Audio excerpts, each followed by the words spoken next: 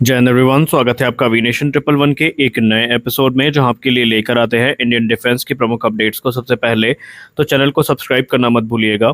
आपको याद होगा, हाल ही में एक रिपोर्ट सामने आई थी जो मध्य प्रदेश के बुरहानपुर जिले से थी, जहां पर आर्मी स्पेशल ट्रेन को उड़ाने की जो साजिश थी वो नाकाम हुई थी और ट्रैक से 10 डेटोनेटर्स को बरामद किया गया था। ये ट्रेन जम्मू कश्मीर और कर्नाटक के बीच चल रही थी, जहां पर जवान सवार थे। हालांकि इसके बाद एनआईए, एटीएस और आरपीएफ ने इसके मामले की जांच शुरू कर दी थी और आज इसमें एक बड़ी रिपोर्ट सामने आई है, जहां पर रेलवे का कर्मचारी जिसका नाम मोहम्मद साबिर अली है, इसको गिरफ्तार किया गया है। और अभी इनिशियल जो रिपोर्ट सामने आ रही है उसमें यही खुलासा हुआ है कि मोहम्मद साबिर अली ने खुद ही ट्रैक पर 10 डेटोनेटर बॉम्ब्स को रखा था और जो ट्रैक है उसको उड़ाने की साजिश रची थी। हालांकि इस मामले में अभी जो जाँच पड़ताल है वो और चल रही है और इससे जुड़े लोगों की जो इस समय तलाश है वो की जा रही है। साजिश के पीछे की जो वजह है और कहाँ ये साजिश पूरी रची गई, इस मामले में जो जांच पड़ताल है वो चल रही है। तो ये एक बड़ा खुलासा है जो मध्य प्रदेश केस को लेकर अभी तक हुआ है। जैसा कि आपको पता है कि हाल ही में कुछ रिपोर्ट सामने आई थी, जहां पर यह कहा गया था कि तमाम Su-30 ऑपरेटर जो कंट्रीज़ हैं, ये भारत से अस्त्र BVR मिसाइल की डिमांड कर रही हैं और उनकी इच्छा है कि भारतीय वायुसेना ने जिस प्रकार अपने सुखोई 30 MKI में इन एडवांस मिसाइल को शामिल किया है, उनके लिए भी ये मिसाइल ऑफर की जाए। लेकिन अब एक रिपोर्ट सामने आई है जो कि उनके लिए तो अच्छी नहीं है। रिपोर्ट में कहा जा रहा है कि सुखोई 30 MKI में अस्त्र BVR मिसाइल का इंटीग्रेशन भारत के लिए जितना सुगम था और देशों के लिए ये उतना सुगम नहीं होने वाला है, क्योंकि ये इंटीग्रेशन बहुत सारी कॉम्प्लेक्सिटीज़ को लेकर आएगा, बहुत सारे चैलेंजेस का सामना करना पड़ेगा। और उसके पीछे की वजह है Su-30 MKI के डाइवर्स वेरिएंट, यानी अलग अलग जो वेरिएंट है, इनमें जो टेक्नोलॉजीज़ हैं वो इसका प्रमुख कारण है। रिपोर्ट्स में कहा जा रहा है कि Su-30 एयरक्राफ्ट जो है, जो रशिया में सुखोई कॉर्पोरेशन के द्वारा बनाया जाता है, ये अलग अलग कॉन्फ़िगरेशन में आता है और प्रत्येक कॉन्फ़िगरेशन में अलग रेडार और मिशन कंप्यूटर सिस्टम इस्तेमाल किए गए हैं। और यही डिफरेंसेस जो हैं, ये ओल्डर MK वेरिएंट और नए SM वेरिएंट में बहुत सारा अंतर पैदा कर रहे हैं।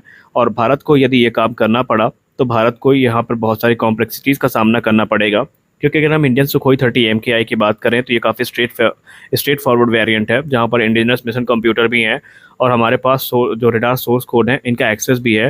और लेकिन दूसरे ऑपरेटर्स के साथ ये पूरा का पूरा जो कार्य है ये बहुत कॉम्प्लिकेटेड हो जाएगा, क्योंकि वियतनाम, आर्मेनिया और इंडोनेशिया और मलेशिया जैसे जो देश है, इन्होंने बेसिकली जो इच्छा है अस्त्र मिसाइल को ऑपरेट करने की ये व्यक्त करी है। लेकिन इनके जो Su-30 वेरिएंट है ये पूरी तरीके से अलग अलग हैं और इनमें जो मिशन कंप्यूटर हैं, रेडार हैं, ये भी अलग है। तो ऐसे में अस्त्र मिसाइल को इनमें इंटीग्रेट करना एक बहुत ही चैलेंजिंग टास्क होने वाला है। तो देखना ये है कि अगर भारत इस प्रोग्राम में आगे बढ़ता है तो कैसे हम इन चैलेंजेस का सामना करेंगे और कैसे अस्त्र मिसाइल का इंटीग्रेशन इसमें किया जाएगा। इस समय वो देश जो सबसे ज़्यादा इच्छुक है अस्त्र मिसाइल को अपने बेड़े में शामिल करने के लिए, उसमें आर्मेनिया का नाम सबसे ऊपर है और आर्मेनिया ने खुल करके भारत से सुपर सुखोई अपग्रेड और अस्त्र मिसाइल की डिमांड करी है। अब देखना यह है कि भारत का अगला स्टेप इस क्षेत्र में क्या होता है। हमारी अगली बड़ी अपडेट भारतीय वायुसेना के AS-64 अपाचे अटैक हेलीकॉप्टर को लेकर आ रही है। आप सबको पता है कि हाल ही में भारतीय वायुसेना का एक अपाचे अटैक हेलीकॉप्टर लद्दाख के खरदुंगला रीजन में हार्ड लैंडिंग करता है और उसमें कुछ तकनीकी खामियां थी जिनके चलते ये हार्ड लैंडिंग हुई थी। और उसके बाद से लगातार इस हेलीकॉप्टर को वापस बेस में लाने का प्रयास किया जा रहा था, लेकिन तकरीबन 12,000 फीट की एल्टीट्यूड पर ये जो हेलीकॉप्टर है वो क्रैश हुआ था और इसको एयरलिफ्ट करने का कोई भी ऑप्शन नहीं था। हाँ, इसको चिनूक से किया जा सकता था, लेकिन जिस एल्टीट्यूड पर ये था वहाँ पर इसको एयरलिफ्ट करना लगभग इम्पॉसिबल था। और उसके बाद जो स्पेशलिस्ट माउंटेनियर्स हैं उनकी टीम जाती है और इंजीनियर्स की टीम के साथ मिल करके इस हेलीकॉप्टर को बाय रोड अब लाया जा रहा है बेस में। इसके बाद अब इस हेलीकॉप्टर का डिटेल इंस्पेक्शन किया जाएगा और बोइंग की जो टीम है वो एक डिटेल प्राइस रिपोर्ट तैयार करेगी कि इसको फिर से रिस्टोर करने में कितना खर्च आएगा।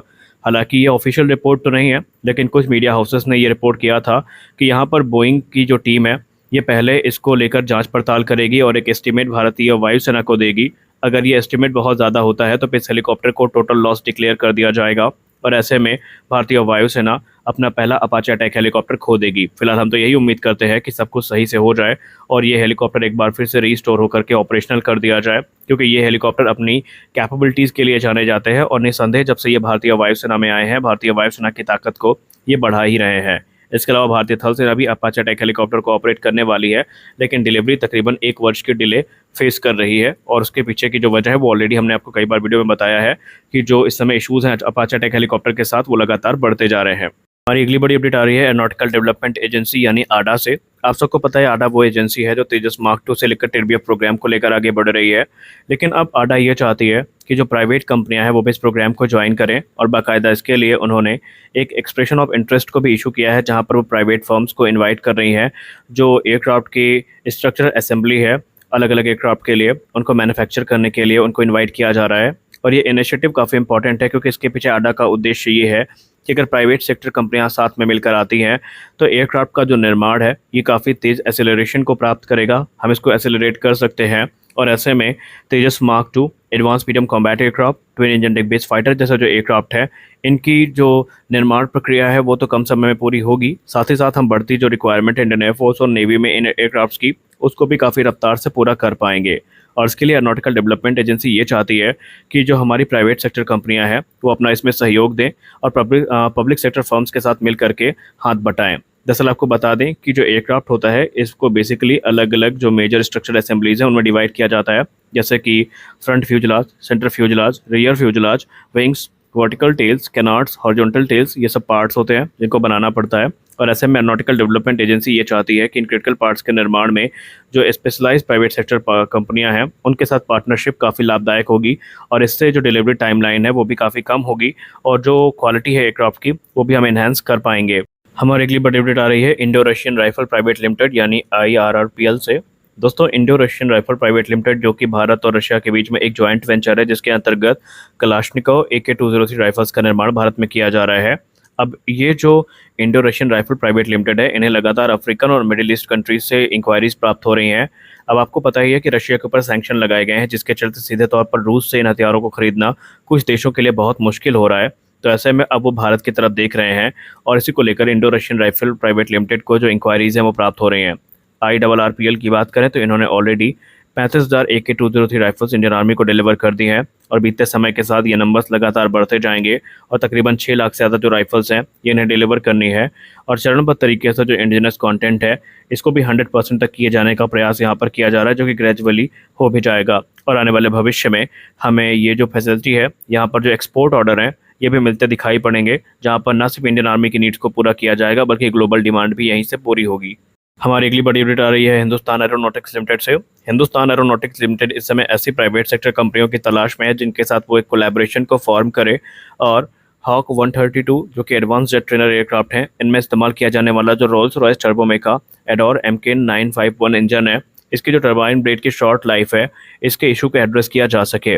आपको बता दें कि यहाँ पर जो प्रीमेच्योर ब्लेड वेयर का इशू है ये लगातार बढ़ता जा रहा है, और यहाँ पर जो एडोर इंजन है ये बुरी तरीके से इससे प्रभावित भी हुए हैं, और लगातार ये एक इशू बना भी रहा है। ये सिर्फ इंडिया में ही नहीं बल्कि दूसरे देश जो हॉक एयरक्राफ्ट को ऑपरेट करते हैं उनके साथ भी सेम समस्या थी। हालांकि इसको लेकर के रोल्स रॉयस ने कुछ आंतरिक समाधान ज़रूर सजेस्ट किए हैं, लेकिन अभी उनको इम्प्लीमेंट किया जाना बाकी है। और जो शॉर्ट लाइफ स्पैन है टर्बाइन ब्लेड्स का, ये कहीं ना कहीं जो ऑपरेशनल एफिशिएंसी है और मेंटेनेंस कॉस्ट है इसको प्रभावित कर रहे हैं, और इसीलिए Hindustan aeronautics limited private sector कंपनियों के साथ मिल करके इस समस्या को एड्रेस करने का विचार कर रही है। तो आज के इस वीडियो में बस इतना ही। आशा करते हैं ये वीडियो अच्छी लगी होगी। वीडियो अच्छी लगी तो वीडियो को लाइक करिए, नए चैनल को सब्सक्राइब करिए। मिलते हैं अगले वीडियो में, तब तक के लिए जय हिंद।